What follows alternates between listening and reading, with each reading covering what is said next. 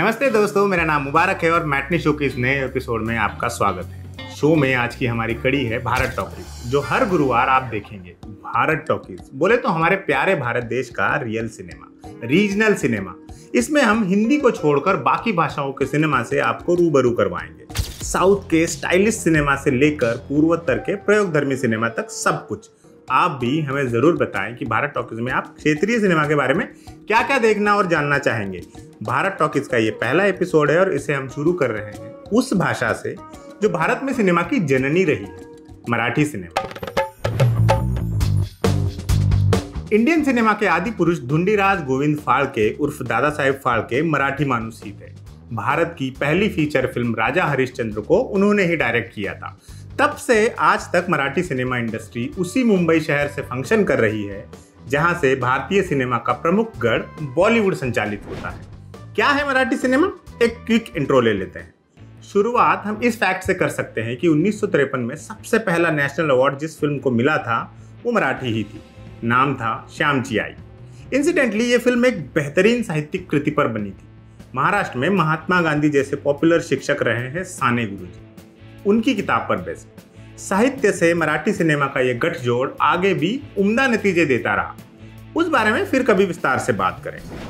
Marathi cinema का सुवर्ण काल। 60 और 70 के दशक मराठी सिनेमा के लिए गोल्डन एरा कहे जाते हैं। इस दौर में director V Shantaram, Bhalji Pendharkar, actor Sandhya, master Vinayak, Jayshree Gadkar, Raja Paranjpe जैसे दिग्गजों ने मराठी सिनेमा को खूब रिचनेस दी। इसी दौर में सवाल माझा ऐका, सामना, सिंहासन जैसी फिल्में बनी जिन्हें आज कल्ट क्लासिक का दर्जा हासिल है। इस दौर की बहुत सी फिल्में मराठी लोकनाट्य तमाशा पर आधारित हुआ करती थी। तमाशा अपने आप में एक स्पेशल एपिसोड का विषय है जो हम जल्द ही आपके सामने ले आएंगे। फिलहाल इतना जान लीजिए कि ये उत्तर भारत के मेलों में होने वाले डांस प्रोग्राम्स का थोड़ा कल्चरल स्वरूप होता था। दादा कोंडके का सिनेमा 70 के दशक के सेकंड हाफ से दादा कोंडके का आना हुआ। उन्होंने पांडु हवालदार, राम राम गंगाराम, बोट लाविन तिथे गुदगुलिया जैसी कॉमेडी फिल्मों की झड़ी लगा दी।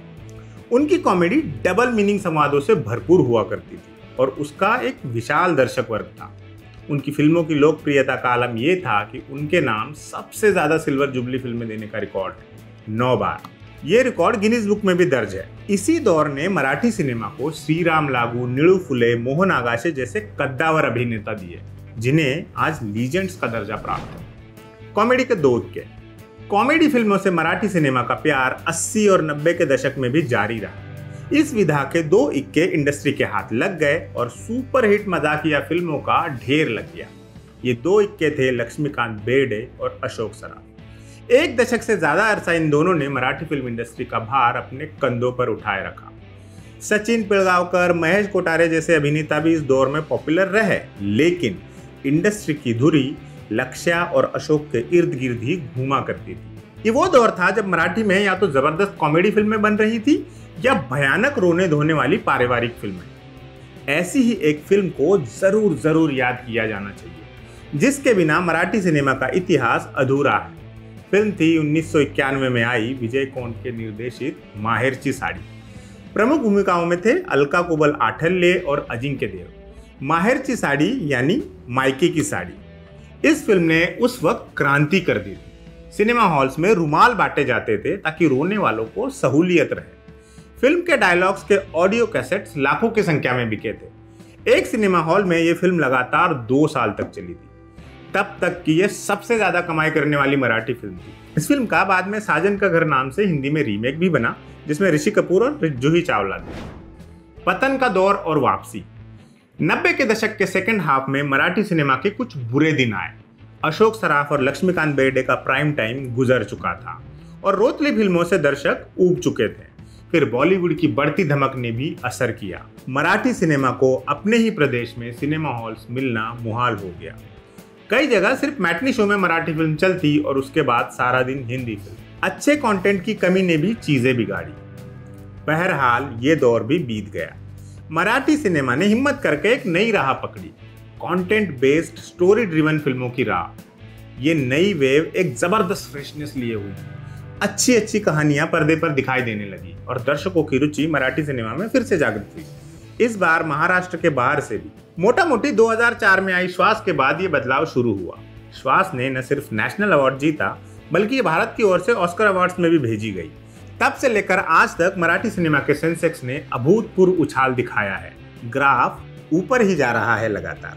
नेशनल अवार्ड्स में भी लगातार मराठी सिनेमा की धमक सुनाई पड़ती है। जोगवा, नटरंग, देऊळ, बालक बालक, फॅन्ड्री, डोंबिवलीचा, सैराट जैसी फिल्में। यूं तो एक एपिसोड में मराठी सिनेमा जैसी समृद्ध इंडस्ट्री का लेखा जोखा पेश करना मुमकिन ही नहीं है। एक क्विक इंट्रो और कुछ एक की पॉइंट्स हमने आपको बता दिए हैं। अब आगे हम आपका मुख्तसर परिचय कराएंगे मराठी सिनेमा के उन टॉप एक्टर्स से जो अभी एक्टिव हैं। मराठी भारत की उन चुनिंदा फिल्म इंडस्ट्रीज में से एक है जहां स्टार पावर की जगह एक्टिंग पावर ज्यादा चलती है। इस वजह से यहां आपको कोई रजनीकांत नहीं मिलेगा। हाँ, समर्थ एक्टर्स बहुतायत में मिल जाएंगे। ऐसे ही कुछ प्रमुख कलाकारों के बारे में जान लेते हैं जिनकी अभिनय क्षमता का आजकल खूब जलवा है। Number 1, Subodh Bhave, the biopic king. शुरुआत सुबोध भावे से करते हैं। वो मराठी के बैंकेबल स्टार हैं जिन्होंने 70 से ज्यादा मराठी फिल्मों में काम किया है। पुणे में पैदा हुए सुबोध उन चुनिंदा एक्टर्स में से एक हैं जो थिएटर के मजबूत काम पर सवार होकर सिनेमा तक पहुंचे। वो उन रेयर लोगों में आते हैं जो थिएटर, सिनेमा और टीवी तीनों ही जगह खूब कामयाब रहे। सुबोध को मजाक में बायोपिक किंग भी बोला जाता है। उन्होंने अब तक 3 हस्तियों की बायोपिक में काम किया है और तीनों ही खूब सराही गई। पहली फिल्म 2011 में आई बाल गंधर्व, जो बेहद popular Marathi stage actor Narayan Shripad Rajhans उर्फ बाल गंधर्व की बायोपिक थी। ये फिल्म सुपरहिट रही। दूसरी फिल्म थी लोकमान्य एक युग पुरुष, जो 2015 में रिलीज हुई। ये बाल गंगाधर तिलक की जिंदगी पर बेस्ड थी। इस फिल्म को जनता और क्रिटिक्स दोनों का भरपूर प्यार मिला। और तीसरी फिल्म है आणी डॉक्टर काशीनाथ घाणेकर, जो 2018 में आई। मराठी रंगमंच के पहले सुपरस्टार डॉक्टर काशीनाथ घाणेकर के जीवन पर बनी इस फिल्म ने बॉक्स ऑफिस पर झंडे गाड़ दिए थे। उसी दिन आमिर खान की ठग्स ऑफ हिंदुस्तान भी रिलीज हुई थी, जिसे महाराष्ट्र भर में इस फिल्म ने तगड़ी टक्कर दी।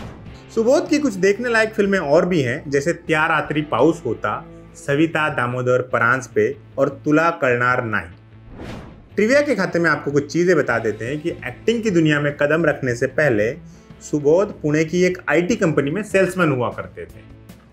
सुबोध ने अपने डायरेक्ट किए हुए एक प्ले पर आगे चलकर फिल्म भी बनाई, जो सबसे ज्यादा कमाई करने वाली मराठी फिल्मों की लिस्ट में तीसरे नंबर पर है। नाम है कट्यार काळजात घुसली। अगला नाम है गिरीश कुलकर्णी का। नाम से शायद कुछ समझ ना आया हो, लेकिन ये तस्वीर देखकर आप जरूर पहचान गए होंगे। सेक्रेड गेम्स के मिनिस्टर बिपिन भोसले, या शायद आप दंगल के कोच प्रमोद कदम के रोल से पहचान रहे हो। गिरीश मराठी सिनेमा का वो नाम है जिनका क्रेडिट्स में नाम देखकर आप निश्चिंत हो सकते हैं कि कुछ अच्छा देखने को मिलेगा। महाराष्ट्र के सूखाग्रस्त इलाके उस्मानाबाद में पैदा हुए और पुणे में पले बड़े गिरीश मैकेनिकल इंजीनियरिंग में डिप्लोमा होल्डर हैं।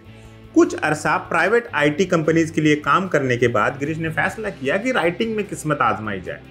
उनकी लिखी पहली ही फिल्म वड़ू ने धमाल मचा दिया। इसमें उन्होंने एक्टिंग भी की और यूं पाया कि ये काम भी उनको सही से आता है। इसके बाद से सिलेक्टिव लेकिन शानदार काम करने का सिलसिला रुका नहीं है। गिरीश का हिंदी फिल्मों में डेब्यू हुआ 2014 में आई अनुराग कश्यप की फिल्म अगली से, और क्या शानदार डेब्यू हुआ। कहने को तो रोल एक पुलिस इंस्पेक्टर का था जिसके हिस्से ज्यादा सीन नहीं आए थे, पर जो भी आए गिरीश ने कहर ढा दिया। आज भी कोई अगली को याद करता है तो सबसे पहले उसके दिमाग में इंस्पेक्टर जाधव का वो खास सीन ही आता है जिसमें वो अजीब ढंग से पूछताछ करते हैं। कहते हैं उस सीन में अनुराग कश्यप ने गिरीश को फ्री हैंड दिया था, जो करना है करो। उन्होंने कमाल कर दिया। गिरीश की देखने लायक फिल्में हैं वळू, देऊळ, गाभरीचा पाऊस, जाऊ द्या ना बाळासाहेब, पोस्टकार्ड। ट्रिविया, गिरीश उन चुनिंदा कलाकारों में से हैं जो एक ही फिल्म के लिए 2 नेशनल अवार्ड जीत चुके हैं। 2011 में आई देऊळ के लिए। इसके लिए उन्हें बेस्ट एक्टर और बेस्ट स्क्रीन प्ले का नेशनल अवार्ड मिला था। सेक्रेड गेम्स के लिए उन्हें पहले काटेकर का रोल ऑफर हुआ था, पर गिरीश को फिर से पुलिस वाला नहीं बनना था। उसके बाद डीसीपी पारुलकर के रोल पर विचार हुआ और अंत में भोसले का रोल मिला। सिनेमा में सफर शुरू करने से पहले गिरीश रेडियो मिर्ची में क्लस्टर प्रोग्रामिंग हेड थे। गिरीश के बाद बात करेंगे स्वप्निल जोशी की, जो मराठी सिनेमा के प्रमुख स्टार हैं। इनका प्रेजेंट बताने से पहले थोड़ा पास्ट में जाते हैं। लॉकडाउन में टीवी पर रामायण दिखाई गई और उसके तुरंत बाद उसका फॉलो अप सीरियल उत्तर रामायण भी, जो भगवान राम के बच्चों लव और कुश की कहानी थी। इस सीरियल में कुश की भूमिका निभाना स्वप्निल जोशी के करियर का पहला कदम था। उनका अगला रोल भी कुछ ऐसा ही था। उन्होंने रामानंद सागर के ही श्री कृष्णा सीरियल में टीन एज कृष्ण का रोल किया और ऐसा किया कि आज भी ये रोल उनकी प्रमुख पहचान है। स्वप्निल जोशी की रोमांटिक फिल्मों का एक अलग दर्शक वर्ग है। उनकी मुंबई पुणे मुंबई नाम की फिल्म बम्पर हिट रही थी। स्वप्निल भी उन एक्टर्स में से हैं जो टीवी पर काफी काम करने के बाद सिनेमा में जगह बना पाए और फिर छा गए। टीवी पर उनके कुछ एक सीरियल बहुत पॉपुलर रहे, लेकिन हिंदी टेलीविजन में बड़ी पहचान उन्हें कॉमेडी सर्कस से मिली। कॉमेडियन वीआईपी के साथ उनकी जोड़ी को खूब सराहा गया। उनकी देखने लायक फिल्में हैं दुनियादारी, मुंबई पुणे मुंबई, चेकमेट, लाल इश्क। ट्रिविया। मराठी सिनेमा के बड़े स्टार बन चुके स्वप्निल की बड़े पर्दे पर शुरुआत हिंदी फिल्म गुलाम मुस्तफा में किए गए छोटे से रोल से हुई। जैसे शाहरुख के पास आईपीएल में केकेआर है, उसी तरह स्वप्निल महाराष्ट्र कुश्ती लीग में विदर्भाचे वाघ नाम की रेसलिंग टीम के मालिक हैं। अगला नंबर जबरदस्त एक्टर अतुल कुलकर्णी का। अतुल लंबे अरसे से काम कर रहे हैं। न सिर्फ मराठी में बल्कि हिंदी और साउथ के सिनेमा में भी उनकी धमक बराबर सुनाई पड़ती है। रंग दे बसंती का लक्ष्मण पांडे कौन भूल सकता है, जो सरफरोशी की तमन्ना गाता है तो यूं लगता है कि ये पंक्तियां इसी आदमी के लिए लिखी गई हैं। अतुल कुलकर्णी के नाम मराठी की कुछ अप्रतिम फिल्में हैं, जैसे नटरंग। इस फिल्म का जिक्र किए बगैर अतुल कुलकर्णी की बात पूरी हो ही नहीं सकती। मराठी लोकनाट्य तमाशा में नाचा का काम करने वाले शख्स की भूमिका में अतुल ने शायद अपने करियर का एवरेस्ट छू लिया। नाचा एक ऐसा पात्र है जो है तो पुरुष, लेकिन हाव भाव स्त्रियों जैसे है। अतुल ने यह किरदार डूब कर निभाया। बहुत से मराठी कलाकारों की तरह अतुल भी रंगभूमि से होते हुए ही सिनेमा के पर्दे तक पहुंचे। स्कूल कॉलेज के दिनों से ही वो नाटकों में काम करने लगे थे। फिर एनएसडी ज्वाइन की। मराठी का एक बहुत ही फेमस प्ले है गांधी विरुद्ध गांधी। इसमें महात्मा गांधी का किरदार निभाकर अतुल ने शुरुआती दिनों में ही अपनी अभिनय क्षमता का सबूत दे दिया था। अतुल का मराठी फिल्मों में सफर अमोल पालेकर की फिल्म कैरी से शुरू हुआ। साल था 2000। उसी साल वो कमल हसन की हे राम में नजर आए। न सिर्फ नजर आए बल्कि बेस्ट सपोर्टिंग एक्टर का नेशनल अवार्ड भी झटक लाए। आज अतुल 6 भाषाओं में लगातार उम्दा काम कर रहे हैं। उनकी नोटेबल फिल्में हैं देवराई, वास्तु पुरुष, वळू, मातीमाय, नटरंग। अतुल 2 बार बेस्ट सपोर्टिंग एक्टर का नेशनल अवार्ड जीत चुके हैं, हे राम और चांदनी बार के लिए। अतुल कुलकर्णी एक्टिंग के अलावा सोशल सर्विस में भी एक्टिव हैं। क्वेस्ट यानी क्वालिटी एजुकेशन सपोर्ट ट्रस्ट नाम के एनजीओ से जुड़े हैं। वे करंट अफेयर्स पर भी लिखते रहते हैं। कई अखबारों और पत्रिकाओं में उनके आर्टिकल्स पब्लिश हुए हैं। अगला नंबर एक बेहतरीन एक्ट्रेस का, मेरी फेवरेट अमृता सुभाष। हिंदी वाले भी खूब जानते होंगे। रमन राघव, गली बॉय जैसी फिल्मों से, सेक्रेड गेम्स जैसी वेब सीरीज से। अमृता को भी हम थिएटर की दुनिया का कामयाब पौधा कह सकते हैं। अमृता भी एनएसडी की स्टूडेंट रह चुकी हैं, जहां उन्होंने थिएटर की लेजेंडरी शख्सियत सत्यदेव दुबे के साये में एक्टिंग के गुर सीखे। फिल्मों में उनकी शुरुआत उस फिल्म से हुई जिसने नेशनल अवार्ड्स में मराठी फिल्मों का 51 साल का सूखा खत्म किया। ऑस्कर के लिए भी गई। फिल्म थी श्वास, जिसका जिक्र पहले भी हुआ है। तब से शुरू हुआ शानदार सफर कभी थमा ही नहीं। अमृता मराठी की वेटरन एक्ट्रेस ज्योति सुभाष की बेटी है। दोनों माँ बेटी ने कई फिल्मों में साथ काम भी किया है। अमृता की देखने लायक फिल्में हैं देवराई, गंध, बाधा, वळू, किल्ला। ट्रिविया। महाराष्ट्र के बाहर बहुत कम लोग जानते हैं कि अमृता ट्रेंड क्लासिकल सिंगर है। उनका न सिर्फ एल्बम आया है बल्कि उन्होंने प्लेबैक सिंगिंग भी की है। न सिर्फ सिंगिंग बल्कि अमृता ने भरतनाट्यम की भी ट्रेनिंग ली है। अगली एंट्री मराठी सिनेमा की ग्लैमर गर्ल की, सई ताम्हणकर। माँ की दोस्त के डायरेक्ट किए हुए प्ले में शौकिया काम किया और सिनेमा के पर्दे तक पहुंची। सई को मराठी फिल्म इंडस्ट्री में बिकिनी गर्ल नाम से भी जाना जाता है। कहते हैं कि वो पहली मराठी एक्ट्रेस हैं जिन्होंने मराठी फिल्म में बिकिनी पहनने की बोल्डनेस दिखाई। सई का सिनेमाई सफर शोमैन कहलाने वाले सुभाष घई जैसे दिग्गज के साथ शुरू हुआ था। 2008 में आई फिल्म ब्लैक एंड व्हाइट से। उसी साल मराठी फिल्म आई सनई चौगड़े में उन्हें लीड रोल मिल गया। तब से अब तक 1 दशक से ज्यादा अरसे से सई मराठी फिल्मों में दमदार काम कर रही है।